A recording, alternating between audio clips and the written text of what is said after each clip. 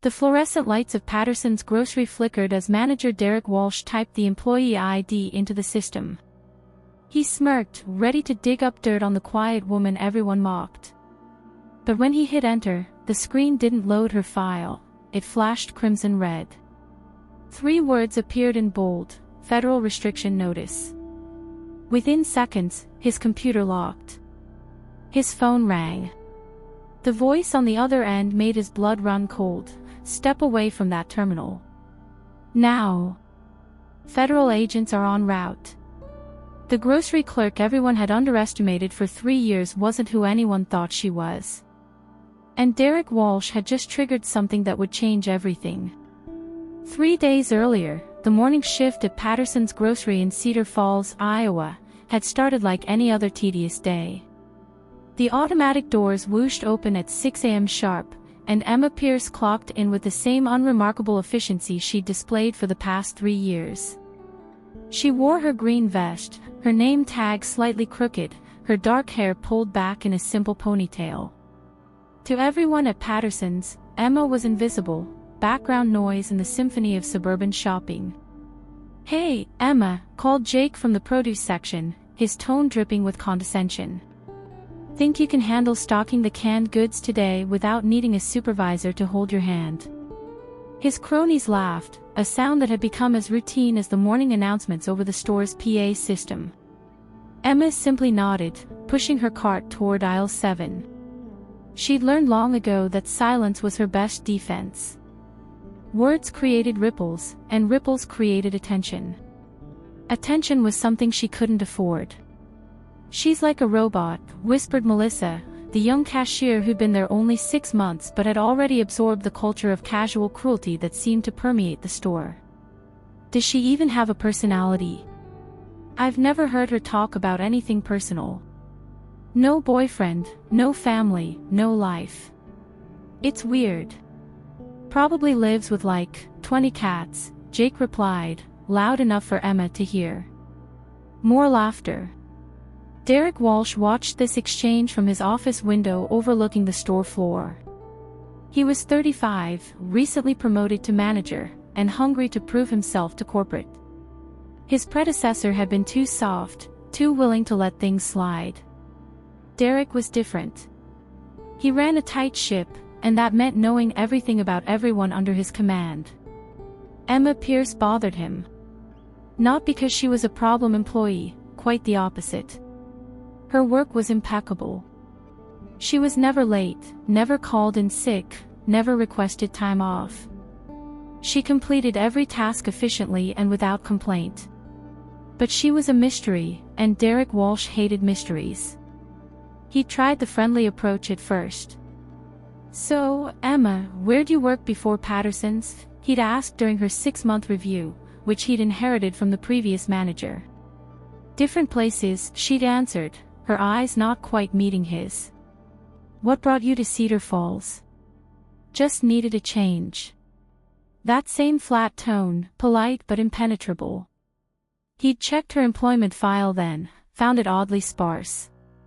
A social security number, a Cedar Falls address, references from previous employers that all checked out when HR had called them 3 years ago. But something felt off. The references were too perfect, too scripted. The work history too clean. Now, watching her stock cans of soup with mechanical precision while his employees mocked her, Derek made a decision. He would dig deeper. With the new database system corporate had just implemented, he had access to expanded background check features. He'd run a complete check on Emma Pierce and find out what she was hiding. Because people like her, people who tried so hard to be invisible, they were always hiding something. That evening, Emma walked home to her small apartment on Maple Street, the same route she took every day. She stopped at the same crosswalk, bought coffee from the same vending machine at the laundromat on the corner, and climbed the stairs to her second-floor unit with the same measured pace. Inside, her apartment was sparse but clean. A single bed, neatly made. A small table with one chair. A bookshelf with well-worn paperbacks. No photographs. No personal mementos. Nothing that told a story about who Emma Pierce really was. She made dinner, pasta with marinara sauce from a jar, and ate alone, like she did every night. But unlike every other night, her hand trembled slightly as she lifted the fork to her mouth. Something had shifted today. She'd felt it in the way Derek had watched her, that calculating look in his eyes. She'd seen that look before, years ago, in another life. It was the look of someone who decided she was a problem to be solved. Emma set down her fork, her appetite gone. She walked to her bedroom closet and reached up to the top shelf, pulling down a shoebox.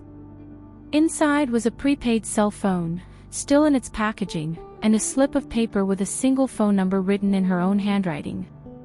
She stared at the number. Using it would mean everything changed. Again. She'd built a life here, small, quiet, but it was hers.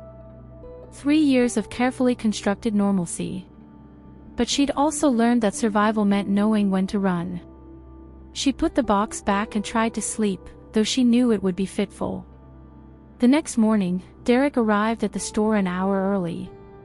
He made himself coffee in the break room and settled into his office, logging into the new employee management system. The interface was sleek, corporate-approved, with access to federal databases that were supposed to help employers make informed hiring decisions. He pulled up Emma's file and selected Enhance Background Check.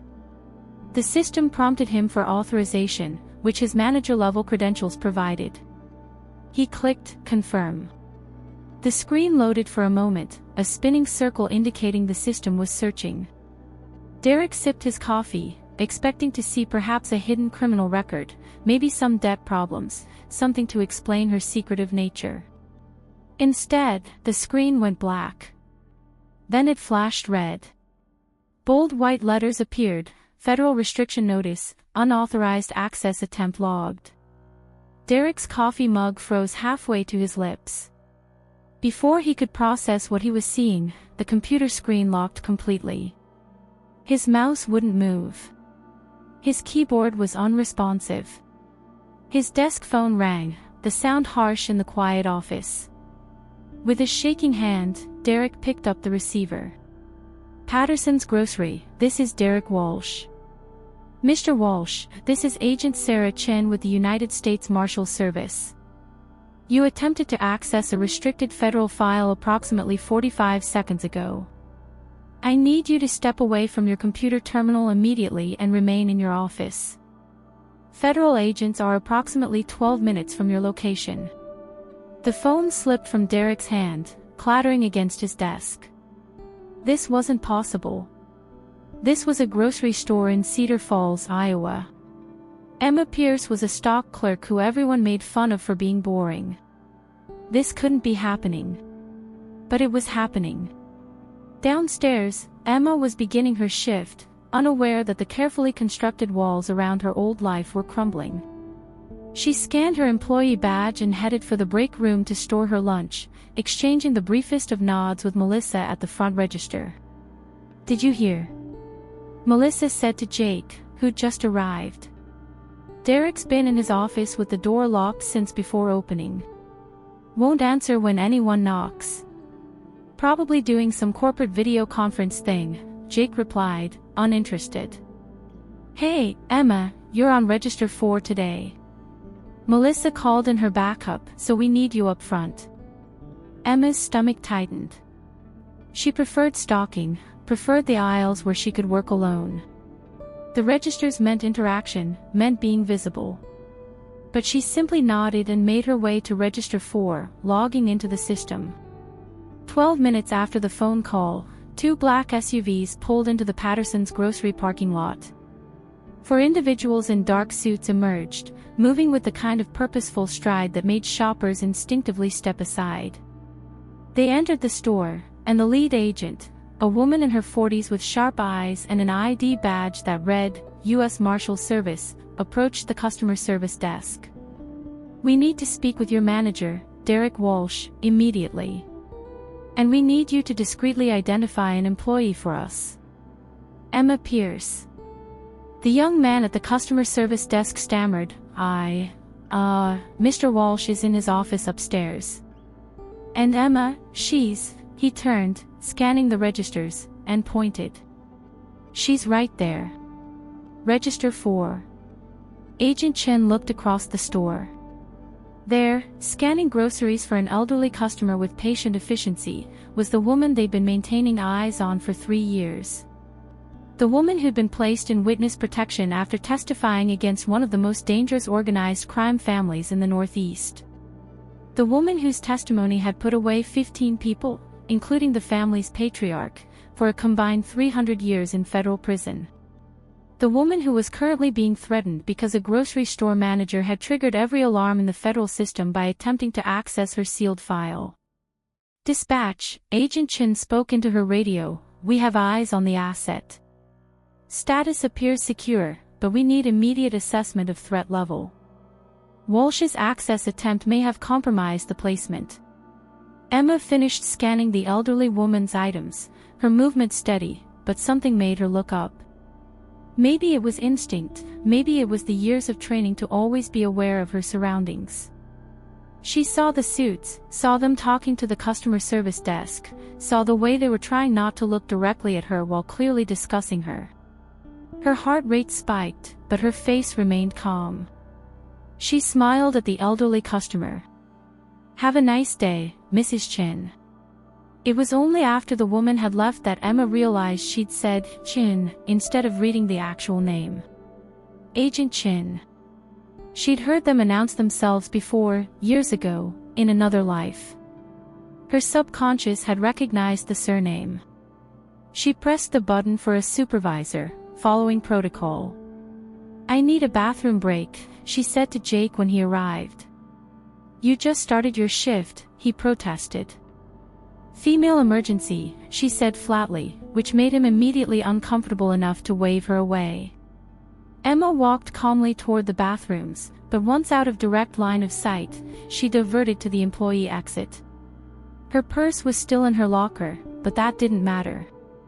In her pocket was always a small amount of cash and the key to her apartment. That was all she'd need to get to the shoebox in her closet. But as she pushed open the employee exit door, she found herself facing 2 more agents. "Miss Pierce," one of them said gently, "we need you to come with us. There's been a security breach." Emma's hands clenched into fists, her breathing accelerating. "Is Marcus out?" The name came out as barely a whisper. Marcus Donovan, the youngest son of the family she'd helped put away. The one who'd whispered, "You're dead," as he'd been led out of the courtroom. "No," the agent assured her quickly. "Marcus Donovan is still in maximum security. But someone attempted to access your protected file. We don't know if it was coincidental or if someone's been looking for you. Until we clear this, you're not safe here." Upstairs, Derek sat in his office, flanked by Agent Chin and another marshal. His face was pale, his hands still shaking. "I didn't know," he kept repeating.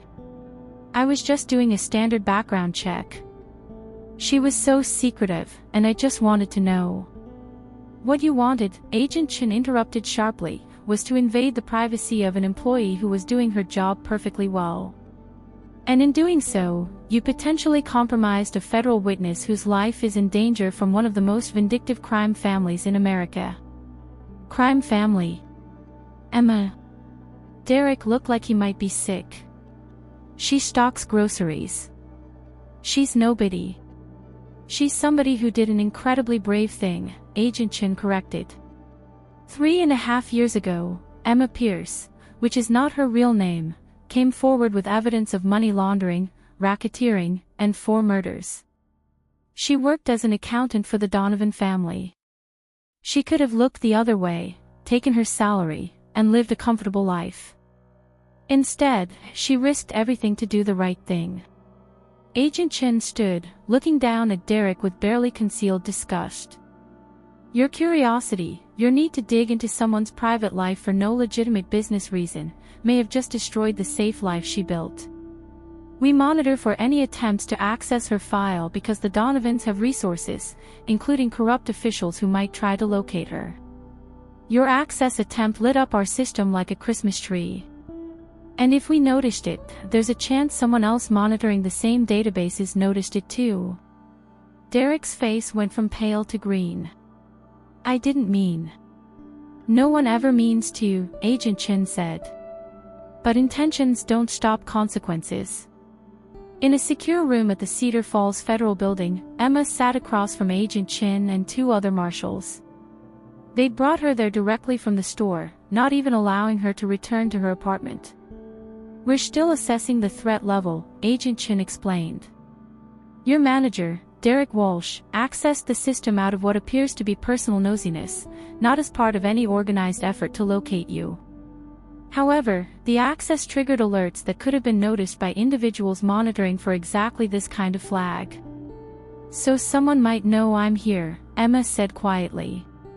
It's possible. We're checking all network activity associated with the breach. But out of abundance of caution, we need to relocate you. Emma closed her eyes. Relocation. Again. 3 years ago, it had been Samantha Brooks, accountant in Philadelphia, becoming Emma Pierce, grocery clerk in Cedar Falls. Now Emma Pierce would die, and she'd become someone else, somewhere else. I was happy here, she said, surprising herself. I know that sounds stupid. I worked at a grocery store where people made fun of me. I lived alone in a tiny apartment. But it was mine. It was safe. And I was actually starting to think about maybe taking a class at the community college, maybe making a friend. I was close to having a real life. Agent Chen's expression softened. I know. And I'm sorry. What you did, testifying against the Donovans, it saved lives. 3 of their planned hits never happened because they went to prison. A trafficking ring was shut down. You're a hero, even though you can't tell anyone. I don't want to be a hero, Emma said, tears finally sliding down her cheeks. I just want to be normal. I want to introduce myself by my real name. I want to talk about where I grew up. I want to call my sister and wish her happy birthday. Her voice broke. I want to exist. The room was quiet for a moment. The Donovan patriarch, Vincent, is 73 and in poor health, another agent spoke up. The sentence he received is effectively life. Marcus, the one who threatened you, won't be eligible for parole for another 12 years. The family's operations have been dismantled. Each year that passes, the threat to you diminishes. But it never goes away, Emma finished. Not completely. No, Agent Chin admitted. Not completely. Emma wiped her eyes and straightened her shoulders, that same composure she'd shown at the trial settling over her like armor. Okay. Where am I going? Meanwhile, back at Patterson's grocery, word had spread that something big had happened. Federal agents had taken Derek away for questioning. Emma Pierce had left with other agents and hadn't come back. Rumors were flying. I heard she was actually an undercover agent investigating fraud, one employee whispered. No way, I heard she was in witness protection, another countered. Jake stood at the customer service desk, feeling something he hadn't experienced in a long time, shame. He thought about all the times he'd mocked Emma, made fun of her quietness, her lack of social life. He'd assumed she was just weird, never considering that maybe she'd had reasons for keeping to herself. Melissa approached him quietly. Do you think she's okay? I don't know, Jake admitted. But I feel like garbage for how we treated her. She never did anything to us, Melissa said, her own voice thick with guilt. She just came to work, did her job, and went home. And we acted like she was some kind of freak for not wanting to hang out or share her whole life story. The next morning, Agent Chin visited Derek Walsh at his home. He answered the door looking like he hadn't slept, which he probably hadn't. Is she okay? Were his first words. Miss Pierce is secure, Agent Chin replied. I'm here to explain what happens next. You will be required to attend a briefing about federal witness protection protocols and the serious consequences of unauthorized access to protected information. You will sign documents acknowledging the severity of what occurred. And you will never speak about this to anyone, not your employees, not your family, not your friends. I understand, Derek said. But I need you to know something. I need you to tell her, if you can, that I'm sorry. I was on a power trip. I wanted to feel important by knowing something no one else knew. I didn't think about her as a person with a right to privacy. I just saw her as a puzzle to solve. Agent Chin studied him for a moment. The fact that you recognize that is something. But your apology doesn't give her back the life you helped take away. Derek nodded, tears in his eyes. I know. 2 weeks later, in a small town in Oregon whose name Emma wasn't allowed to share with anyone, she started a new job at a library. Her name was now Claire Westfield. She had a new apartment, new clothes, a new fabricated history. On her first day, a coworker named Jennifer invited her to lunch. Thanks, but I usually eat alone, Emma, Claire started to say automatically. Then she stopped. She thought about the shoebox she'd left behind, the prepaid phone she'd never used.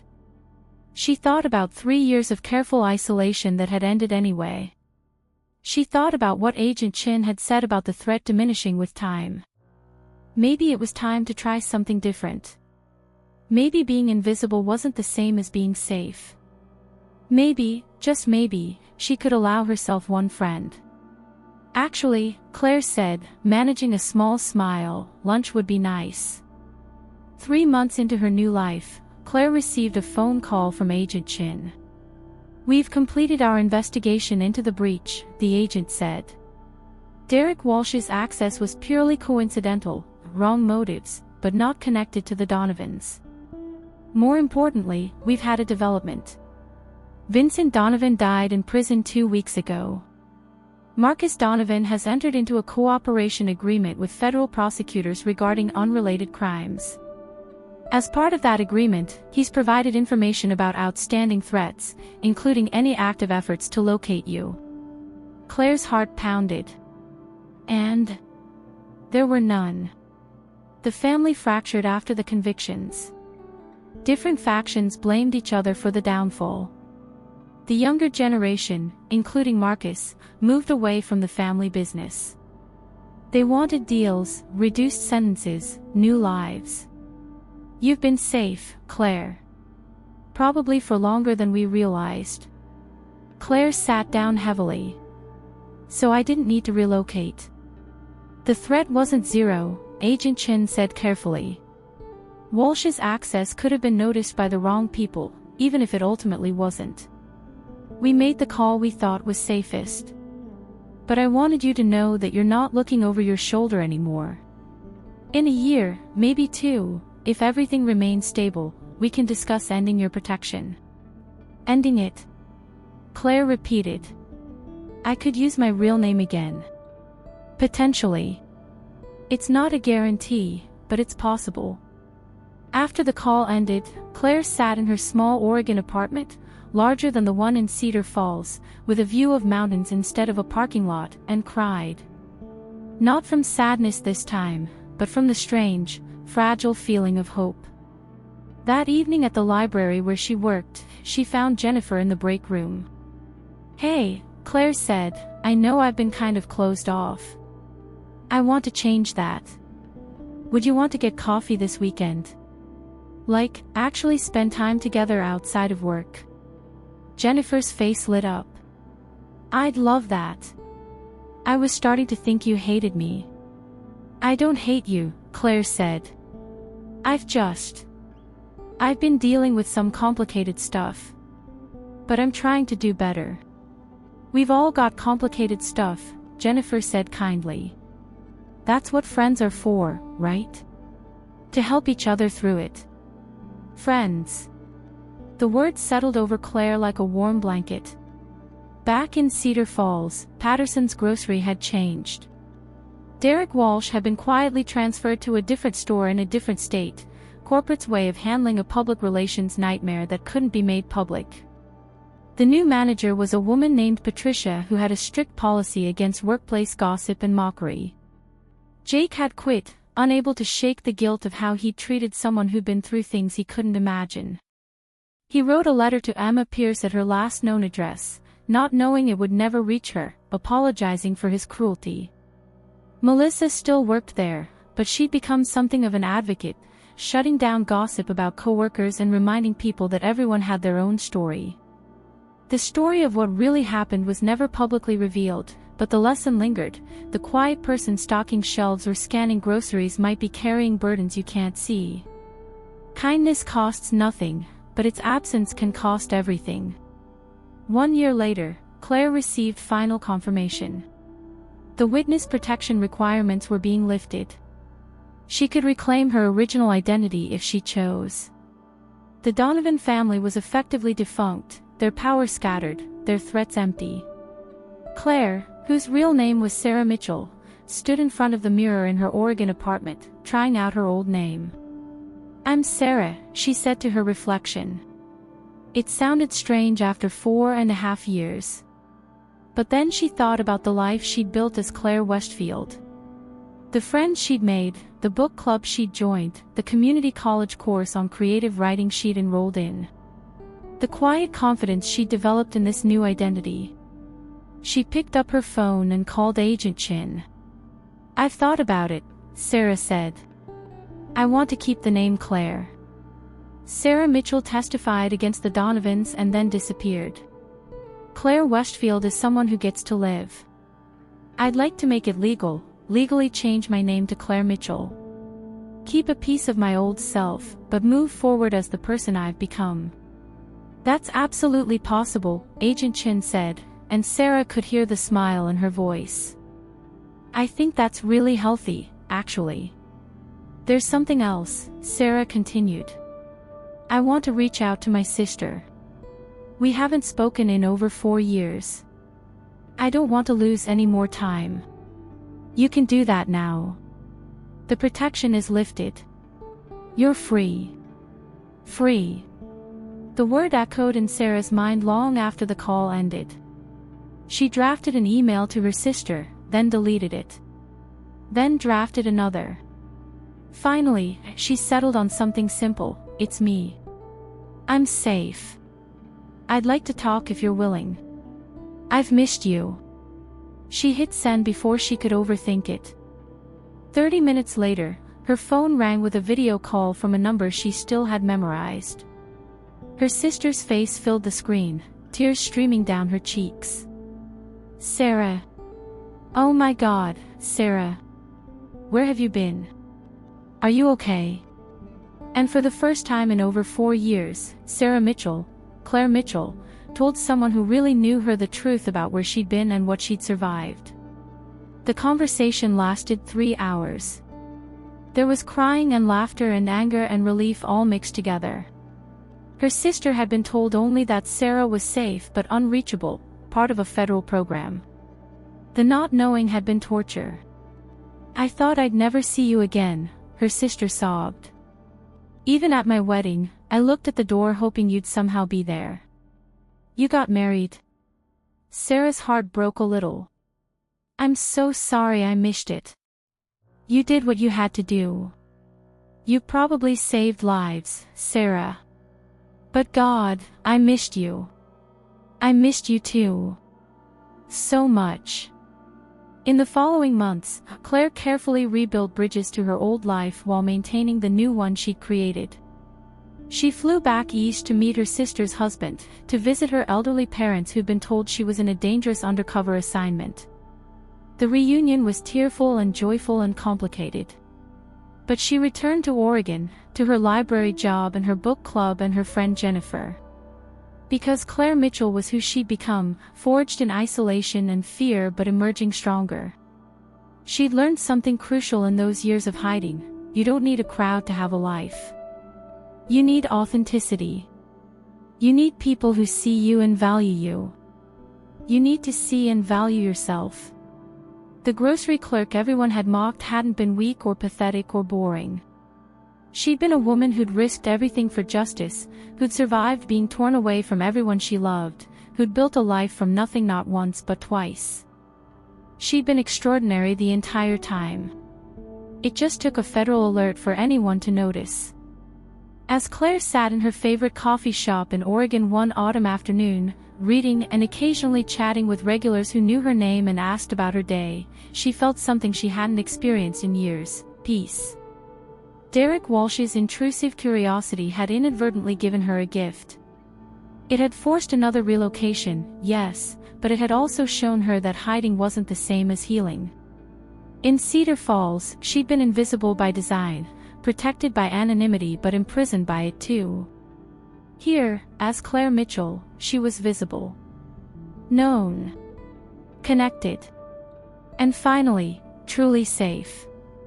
If you've stuck with this story all the way through, I'd love to hear your thoughts. Have you ever had to start over, in whatever form that took? Have you ever judged someone without knowing their full story?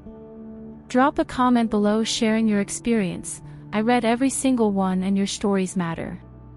And if this narrative moved you or made you think differently about the quiet people in your own life, hit that like button and subscribe because we share true, transformative stories like this every week. Sometimes the people we overlook are the ones with the most extraordinary courage. Remember that the next time you encounter someone who keeps to themselves, there's always more to the story than what meets the eye.